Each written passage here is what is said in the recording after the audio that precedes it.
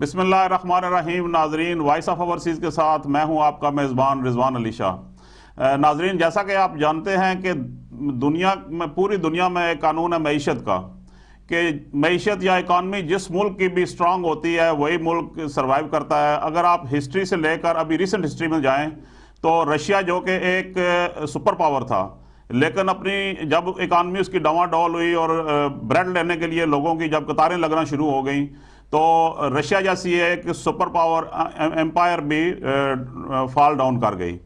तो मईशत का जो है वो मैं समझता हूँ किसी भी मुल्क की दफा में, डिफेंस में, हर चीज़ में बुनियादी किरदार मईशत अदा करती है। जंगें भी बगैर स्ट्रांग इकानमी के नहीं लड़ी जा सकती। तो आज हमारे साथ नाजरीन इसी मौजू पर बात करने के लिए, क्योंकि इस वक्त पाकिस्तान एक इकानमी के बहरान से दो चार है और हमारे साथ साबिक वज़ीर ख़जाना जो कि 4 दफ़ा पाकिस्तान के वज़ीर ख़जाना रह चुके हैं, जनाब मोहम्मद इसाक डार साहब हैं। वेलकम शो जनाब मोहम्मद इसाक डार साहब। और सबसे पहले तो मैं अपनी तरफ से और हमारे चैनल की तरफ से जो नवाज शरीफ साहब और शहबाज शरीफ वालदा साहब हैं उनकी वफ़ात की ताज़ियत पेश करता हूँ आपकी तमाम फैमिली से। और अब प्रोग्राम के आते हैं पहले हिस्से की तरफ कि जब 2013 में PMLN की डार साहब हुकूमत बनी थी तो उस वक्त आपको वज़ीर ख़जाना बनाया गया और आपने चैलेंज किया कि आप डॉलर को 100 रुपये से ऊपर नहीं जाने देंगे, और ऐसा ही हुआ। लेकिन जब हम बात करते हैं तहरीक इंसाफ वालों से तो उनका यह कहना होता है कि डार साहब ने मसनूई तौर पर डॉलर को रोक कर रखा था। तो सबसे पहले साहब तो हमें यह बताएं कि मसनूई तौर पर कैसे रोका जाता है, और आपने ये जो 5 साल तक तो खैर रोके रखा था, एक हद तक उसको कायम रखा, उसकी क्या मतलब आज कुछ हमें अपने गुर बताएं इस बारे में। जी, बिस्मिल्लाहिर्रहमानिर्रहीम। अस्सलातु वस्सलामु अलैका या खातिमुन नबीन। मैं शाह साहब आपका शुक्रिया अदा करता हूँ, आपके नाजरीन का, आपकी ताज़ियत का बहुत शुक्रिया। अल्लाह ताला आपको अजर अजीम अता करें और अल्लाह ताला मरहुमा को जन्नत फिरदौस में जगह अता करें। आमीन। तो आपके तवज्जुह से जो दुआएं और जो मैसेजेस भी आए, मैं मियां नवाज शरीफ साहब की तरफ से, मियां शहबाज शरीफ साहब की तरफ से, अपनी तरफ से आप सबका शुक्रिया अदा करता हूँ। शुक्रिया। आपने जो सवाल किया अब उस पर आ जाते हैं जी। शाह साहब, अगर आपको याद हो तो 2013 में पाकिस्तान की मईशत को बैनुल-अक़वामी तौर पे मैक्रो इकनॉमिक इनस्टेबल मईशत करार दिया जा चुका था। ये डॉक्यूमेंटेड है। दुनिया के जो बैनुल-अक़वामी अदारे हैं, जो दुनिया की रेटिंग एजेंसीज हैं, तो उस वक्त एक बहुत बड़ा चैलेंज था और हमें भी पता नहीं था कि अगर किसने इलेक्शन जीतना है। लेकिन ऑब्वियसली ये एक यानी इतना एक मुश्किल काम हमारे सामने था कि इसको डील करना बहुत ज़रूरी था ऑब्वियसली।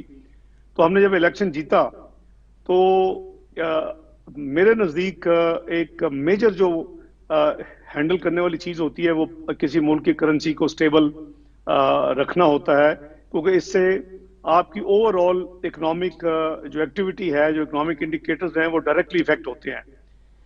मैं क्यों ये कह रहा हूँ, 2 वजूहात हैं।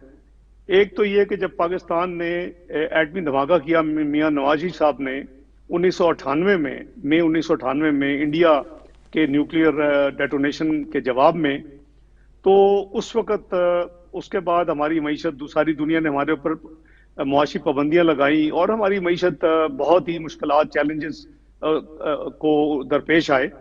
और फिर बल्कि उस वक़्त मैं कॉमर्स मिनिस्टर था, मैं पहली दफ़ा फाइनेंस मिनिस्टर, 6 नवंबर 1998 को मुझे फाइनेंस मिनिस्ट्री भी दी गई कॉमर्स के साथ, क्योंकि रुपया जो था वो 46 रुपए से बढ़ता बढ़ता वो करीबन 69 रुपये पे पहुंच गया सितंबर 1998।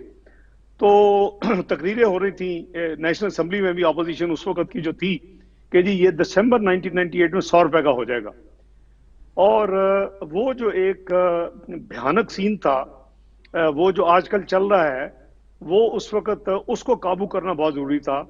तो अल्लाह ताला के फजलो करम से हमने प्रोएक्टिवली जब मुझे मिला, और बल्कि उससे पहले ही मुझे उस कमेटी में डाल दिया गया मियां नवाज साहब की तरफ से कि आप इसको हैंडल करें, क्योंकि सरताज अजीज साहब 14 अगस्त 1998 को उनको फाइनेंस से इलादा करके खारजा मिनिस्ट्री दे दी गई। हफीज पाशा साहब को लाए गए, वो भी उस दौरान भी वो करीबन 5 नवंबर तक वो कंट्रोल में नहीं आ रहा था। फिर मुझे फुल टाइम वो जिम्मेदारी दी गई। अल्हम्दुलिल्लाह चंद महीनों के बाद روپیہ جو ہے وہ سٹیبل ہو گیا اور روپیہ جو ہے وہ 52 پہ آ گیا اور پھر اس کے کئی مہینے کے بعد روپیہ 52 پہ رہا اور بائنگ سیلنگ ریٹ کا فرق بھی 20 پیسے رہ گیا. اب میں اس لیے عرض کر رہا ہوں کہ ابھی آپ نے شاید ریسنٹلی عمران خان صاحب کو سنا ہو, انہوں نے ایک ٹی وی پروگرام میں کہا ہے کہ جب روپے کی قدر گرتی ہے تو مہنگائی بڑھتی ہے. یہ جی جی 27 مہینے کے بعد ان کو سمجھ آئی ہے کہ جب ڈیویلیویشن ہوتی ہے تو پھر کیا ہوتا ہے. تو جی جی آپ اس سے اندازہ کریں کہ اتنی دیر کے بعد ان کو یہ یعنی احساس ہوا. اب ہماری ساری یعنی یہ ایک تھیری ہے معیشت میں, ہم نے بھی پڑھی ہے جب پڑھتے تھے گریجویشن, پھر انگلینڈ میں چارٹرڈ اکاؤنٹنسی وغیرہ میں. تو یہ ایک تھیری ہے کہ جب آپ کی کرنسی ڈیویلیو کریں گے تو ایکسپورٹس بڑھیں گی. جی جی اور یہ جو تھیری ہے, یہ اس تھیری نے بین الاقوامی ادارے اور خصوصاً آئی ایم ایف نے کئی ملکوں میں, ایون گریس جیسے ملکوں میں بھی اس طرح کی چیزیں ٹیسٹ کی, لیکن یہ کامیاب تھیری نہیں ہے. آپ کو گراؤنڈ ریالٹیز کو سامنے رکھنا پڑے گا. پاکستان میں ایکسپورٹیبل سرپلس نہیں ہوتے بلکہ آرڈرز لے کے مینوفیکچرنگ شروع ہوتی ہے. اگر چائنا جیسا ملک 3-4% ڈیویلیو کرے تو اس کے کئی ارب ڈالر کی ایکسپورٹس ایک دم سے نکل جاتی ہے. جی جی اچھا, پاکستان میں جو ایکسپورٹس ہیں وہ قریباً 8% آف دی ٹوٹل اکانومی ہے.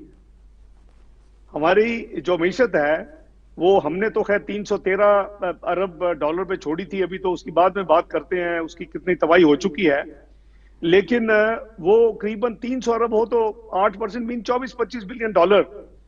تو آپ اس کے لیے, اور ہم ایک ایکسپینشنری فیز میں جا رہے تھے, ہماری جی ڈی پی گروتھ بڑھ رہی تھی, ہماری فورن ڈائریکٹ انویسٹمنٹ آ رہی تھی, ہمارے ملک میں یعنی جی ڈی پی گروتھ جو ہے وہ 5.8% پہ جا رہی تھی, روزگار کے مواقع ہو رہے تھے, یعنی ہم ایک ابھرتی ہوئی اکانومی بن رہے تھے.